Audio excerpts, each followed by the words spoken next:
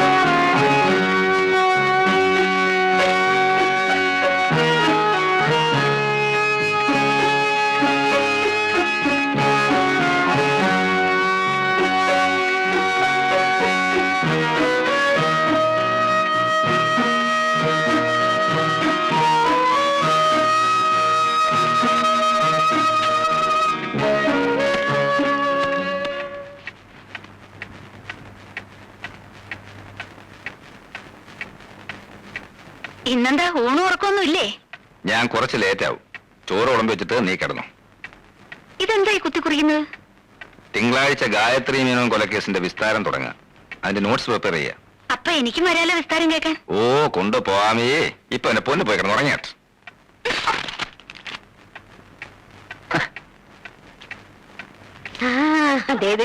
ഇത് കണ്ട കൊണ്ടുവന്നല്ല മോൻ ഉറക്കം വരുന്നുണ്ട്. അവന് പാല് കൊടുത്തിട്ട് കിടത്തി ഉറക്കം.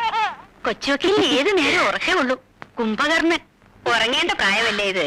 ഉറക്കത്തിലാ കുഞ്ഞുങ്ങൾ വളരുന്നത്. കൊണ്ട് കിടത്ത. നമുക്കേ പാല് കുടിച്ചേച്ച് ഉറങ്ങാം.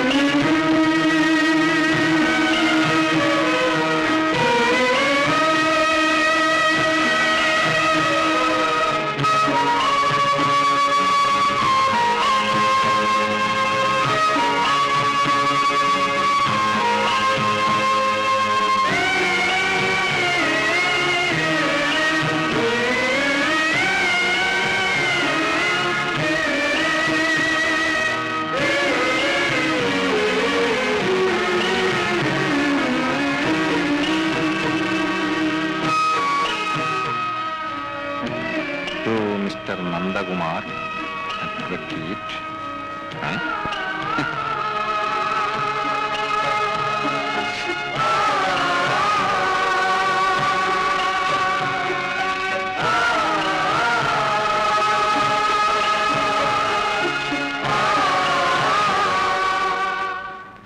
അഡ്വക്കേറ്റ് നന്ദകുമാർ അറിയുന്നതിന് നിങ്ങൾ വിവാഹം ചെയ്യാൻ ഉദ്ദേശിച്ച ആദരയാണ് ഈ കത്തെഴുതുന്നത്. ഞാനൊരാളെ സ്നേഹിക്കുന്നു. ഓർമ്മ വെച്ച നാൾ മുതൽ തുടങ്ങിയ ബന്ധമാണ്. മനസ്സുകൊണ്ടും ശരീരം കൊണ്ടും ഒന്നായി കഴിഞ്ഞവരാണ് ഞങ്ങൾ. ഞങ്ങളുടെ ബന്ധത്തിന് രണ്ടു കൂട്ടരുടെയും വീട്ടുകാർക്ക് എതിർപ്പാണ്. പക്ഷേ എനിക്ക് അദ്ദേഹത്തെ ഒരിക്കലും മറക്കാൻ വയ്യ.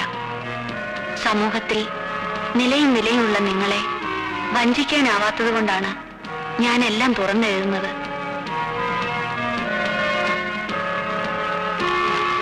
ഇനി ഒരു തീരുമാനം എടുക്കേണ്ടത് നിങ്ങളാണ്. ഈ ആലോചനയിൽ നിന്ന് നിങ്ങൾ പിന്മാറുകയാണെങ്കിൽ അത് ഞാൻ എഴുതിയ ഈ കത്തിന്റെ പേരിലാണെന്ന് ദയവായി എന്റെ അച്ഛനെ അറിയിക്കരുത്. നിങ്ങൾക്ക് നന്മകൾ നേർന്നുകൊണ്ട് ആതിര.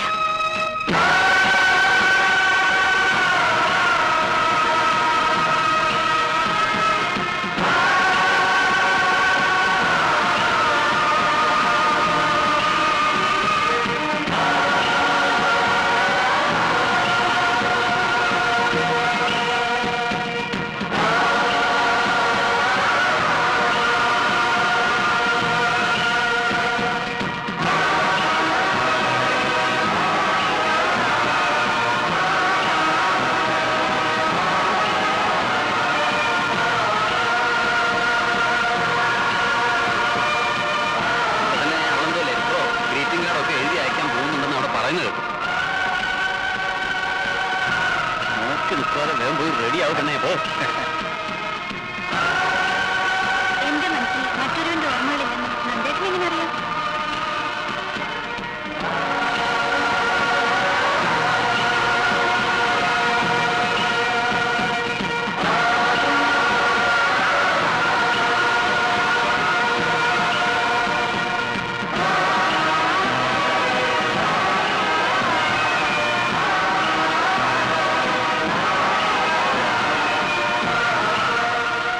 നന്ദേട്ടനെ ഞാൻ എത്ര വിളിച്ചു? ഇവിടെ വന്നിരിക്കുകയാണോ? ഗായത്രി മേനോൻ കേസ് അത്രയ്ക്ക് കോംപ്ലിക്കേറ്റഡ് ആണോ? ഞാൻ എന്തെങ്കിലും ലോ പോയിന്റ് പറഞ്ഞിരുന്നോ?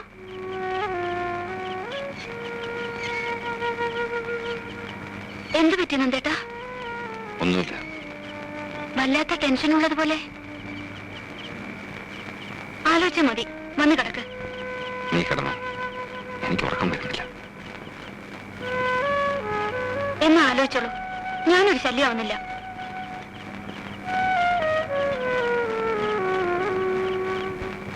കേസ് തലേ കയറിയ പിന്നെ അവൻ അങ്ങനെ എന്ത് ചെയ്യാനാ? കൂടുതലൊന്നും പറയാതെ മോളിങ്ങി പോന്നത് നന്നായി. കുത്തി കുത്തി ചോദിച്ചാൽ കടിച്ചു കയറി തിന്നാൻ വരും. ഇതിനു മുമ്പ് ഇങ്ങനെ കണ്ടിട്ടേ ഇല്ലല്ലോ. ആ, ഇത് ഏതാണ്ട് വലിയ കൊലക്കേസ് ഏതാണ്ടാ. അതാ മോള് പോയി കിടന്ന് ഉറങ്ങിക്കൂ, അവൻ വന്നോളും.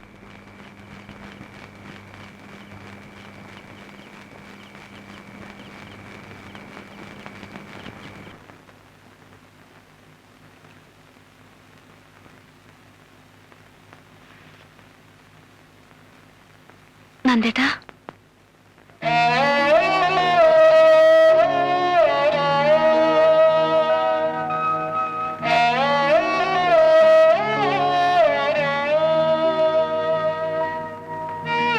ക്ലോക്കിൽ രണ്ടടിക്കുമ്പോഴും ഞാൻ ഉണർന്നു നടക്കായിരുന്നു. നന്ദേട്ടൻ എന്താ ഇവിടെ അങ്ങ് കിടന്നുകളഞ്ഞത്? എവിടെങ്കിലും കിടന്നാ പോരെ? ഇന്നലെ രാത്രിയിലത്തെ മൂഡ് മാറിയില്ലെന്ന് തോന്നുന്നു. ചായ കുടിക്കേ? അവിടെ വെച്ചേക്ക്. നന്ദേട്ടൻ എന്തു പറ്റി? എന്നോട് എന്തെങ്കിലും ദേഷ്യം ഉണ്ടെങ്കിൽ തുറന്നു പറയണം. ഈ അവഗണന എനിക്ക് സഹിക്കാൻ പറ്റില്ല.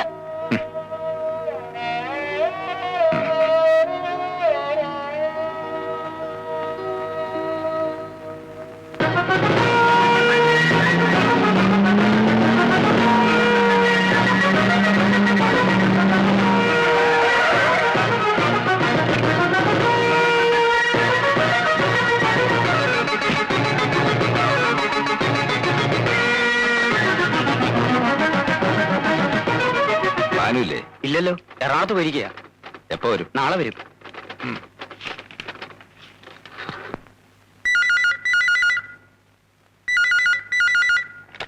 ഹലോ, അമ്മയ്ക്ക് ഫോൺ കൊടുക്ക. നന്ദേട്ടാ, ഇത് ഞാനാ, ആതിര. അമ്മയ്ക്ക് ഫോൺ കൊടുക്കാൻ. ആരാ മോളെ? അമ്മയ്ക്ക് ഫോൺ. ഹലോ, നന്ദന. അവളോട് കുറച്ചു ദിവസം അവളുടെ വീട്ടിൽ പോയി നിൽക്കാൻ പറ. ഞാൻ വിളിച്ചിട്ട് വന്നാ മതി. നീ എന്ത് ഭ്രാന്തായി പറയുന്നത്? എന്താ കാര്യം? അമ്മ ഞാൻ പറഞ്ഞത് കേട്ടാ മതി. എന്താ അമ്മേ? നിങ്ങൾ തമ്മിൽ എന്തെങ്കിലും സംസാരം ഉണ്ടായോ? ഇല്ല. അവന്റെ മനസ്സിൽ എന്തോ ഉണ്ട്. നന്ദേട്ടൻ എന്താ അമ്മേ പറഞ്ഞത്? നീ കുറച്ചു ദിവസം നിന്റെ വീട്ടിൽ പോയി നിൽക്കാൻ. അവൻ വിളിച്ചിട്ട് നീ ഇങ്ങോട്ട് വന്നാ മതിയെന്ന്.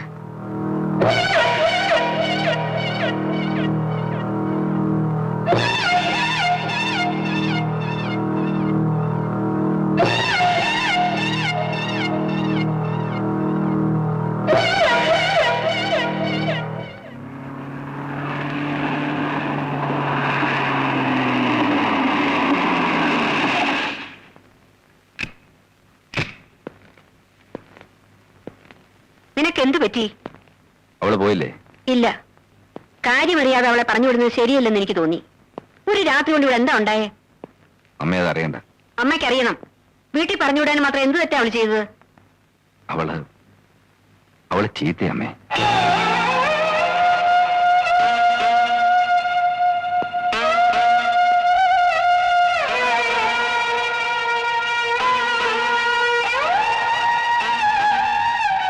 കല്യാണം കഴിഞ്ഞ ആദ്യ ദിവസങ്ങളിൽ ഞാൻ അമ്മയോട് ചോദിച്ചില്ലേ നമുക്ക് തെറ്റുപറ്റിയോന്ന്?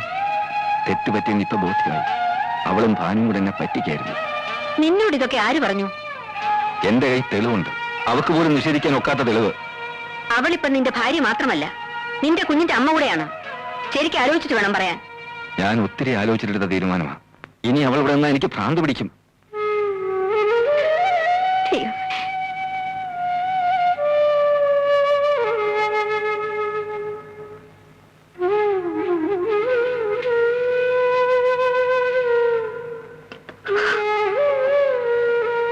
പറഞ്ഞതൊക്കെ കേട്ടില്ലേ?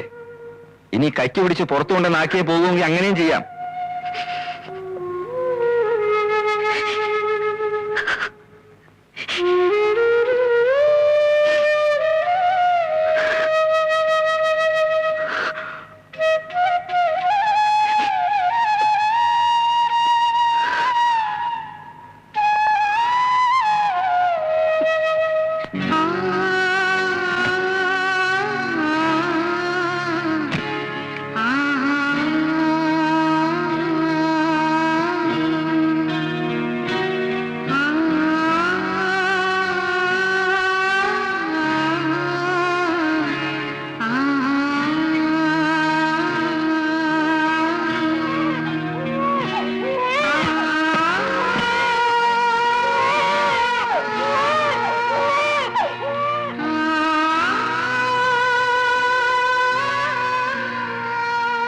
മോളെ, ഞാൻ കാരണം നന്ദേട്ടന് ഭ്രാന്ത് പിടിക്കണ്ട. എന്നെ പിടിച്ച് പുറത്താക്കുന്നതിന് മുൻപ് ഞാൻ സ്വയം പൊയ്ക്കോളാം. പോട്ടെ അമ്മേ.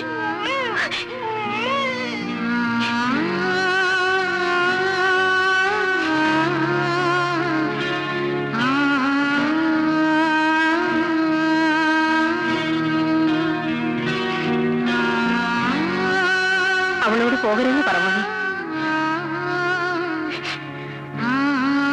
മോളെ, ഇല്ലമ്മേ, നന്ദേട്ടൻ നിൽക്കരുതെന്ന് പറഞ്ഞ വീട്ടിൽ പിന്നെ എനിക്കെന്താ സ്ഥാനം?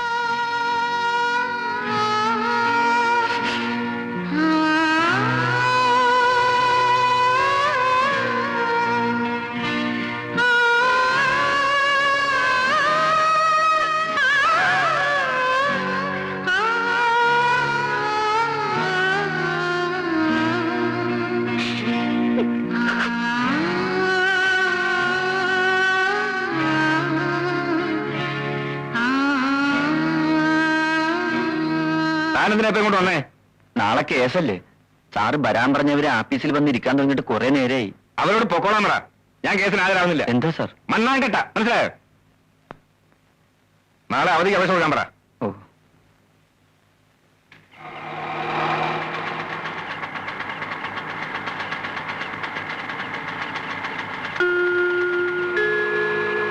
അയ്യോ, മോളല്ലേ? ഇവളെന്താ ഈ നേരത്ത്?